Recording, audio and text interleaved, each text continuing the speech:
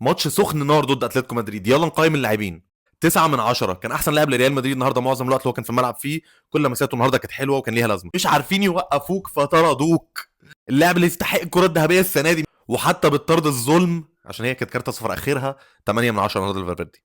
4 من 10 النهارده لتياجو. للاسف اول مره احس ان هو متوتر وتايه في الملعب شويه. ميس باس عنده كان عالي قوي النهارده. تمركزه ما كانش احسن حاجه. قلت لكم في الماتش اللي فات وهقولها في كل ماتش، ترينت محتاج لمسه واحده عشان يغير الماتش. شايف فيني هنا ازاي؟ ده حتى الكاميرا مش شايفاه يعني بجد. مش 7 من 10. بحبك وبكرهك، بحبك وبكرهك، بحبك وبكرهك. 7 من 10. دفاعنا السنه دي في العموم مش عاجبني خالص، بس هويس النهارده كان راجل بصراحه. 8 من 10. انت يا عم فوق بقى، عايزين روديجر الحقيقي، عايزينه يرجع. 5 من 10 النهارده. شو اماني بعد اداءين ضد مان سيتي الاثنين مان اوف ذا ماتش كان عالمي فيهم النهارده يعني. تراجع شويه في الاداء بصراحه. كان 6 من 10. كارفخال لازم نقول الحقيقه. كارفخال بص انا بحبك قوي وستة تشامبيونز ليج يعني بموت فيك، احسن باك يمين في تاريخ النادي بتاعي. بس خلاص يا حبيبي، في وقت لازم تقول لنفسك كفايه، لازم اعتزل خلاص. 4 من 10.